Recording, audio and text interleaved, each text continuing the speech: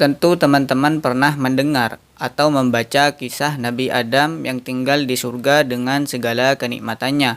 Namun, pernahkah kalian terbersit di manakah surga yang ditempati oleh Nabi Adam itu?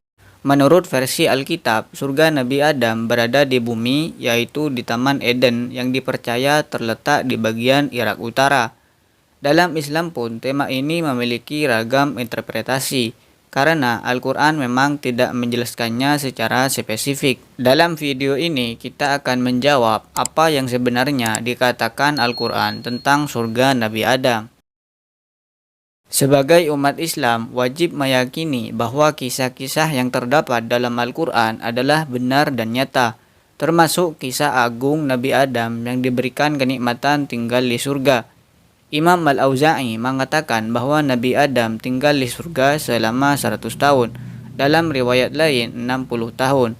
Dalam Al-Quran, kisah ini disebutkan berkali-kali, misalnya dalam surat Al-Baqarah ayat 35. Dan kami berfirman, hai Adam, diamilah oleh kamu dan istrimu surga ini, dan makanlah makanan-makanannya yang banyak lagi baik di mana saja yang kamu sukai. Dan janganlah kamu dekati pohon ini yang menyebabkan kamu termasuk orang-orang yang zalim. Namun, lafaz al-jannah dalam ayat tersebut tidak dijelaskan secara spesifik oleh Allah Ta'ala, sehingga muncul beragam interpretasi atau penafsiran di kalangan ulama tafsir. Apakah ia berada di dimensi langit, yakni surga akhirat, ataukah merupakan tempat khusus di bumi?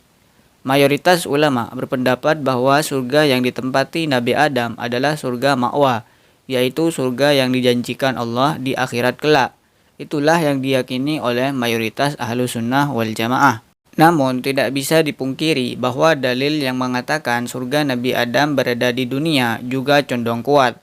Ibnu Hazm dalam kitabnya Al-Milal wan Nihal menguraikan permasalahan ini dengan sangat rinci. Begitu pula Imam Ibnu Katsir dalam kitabnya Qasasul Anbiya. Di antara argumen ulama yang menyatakan surga Nabi Adam berada di dunia adalah karena di surga tempat Nabi Adam tersebut, beliau tidak diperbolehkan menikmati segala sesuatu secara bebas. Nabi Adam dikenakan taklif beban syariat berupa larangan memakan buah khuldi. Hal ini berbeda dengan surga yang dijanjikan kelak, di mana penghuninya dapat menikmati seluruh kenikmatan tanpa batasan. Sebagaimana firman Allah dalam surat Fussilat ayat 31. Walakum fiha ma tashtahi anfusukum walakum fiha ma tadda'un. Dan di dalamnya kamu memperoleh segala yang diinginkan oleh jiwamu serta memperoleh apapun yang kamu minta. Hal ini menunjukkan bahwa surga Nabi Adam berbeda dengan surga yang Allah janjikan kelak di akhirat. Argumen berikutnya yaitu perkataan sahabat Ubay bin Ka'ab yang diriwayatkan oleh Abdullah bin Ahmad bin Hambal, putra Imam Hambali, dalam kitabnya Az-Zawaid. Diceritakan bahwa ketika Nabi Adam mendekati ajalnya, ia menginginkan buah anggur dari surga. Mendengar keinginan tersebut, anak-anaknya pun pergi mencarikan buah anggur tersebut. Di tengah pencarian, mereka bertemu dengan beberapa malaikat. Malaikat pun bertanya, apa yang sedang kalian lakukan, wahai anak Adam? Mereka menjawab, kami sedang mencari buah-buahan surga. Malaikat pun kemudian berkata, pulanglah karena kalian telah dicukupkan.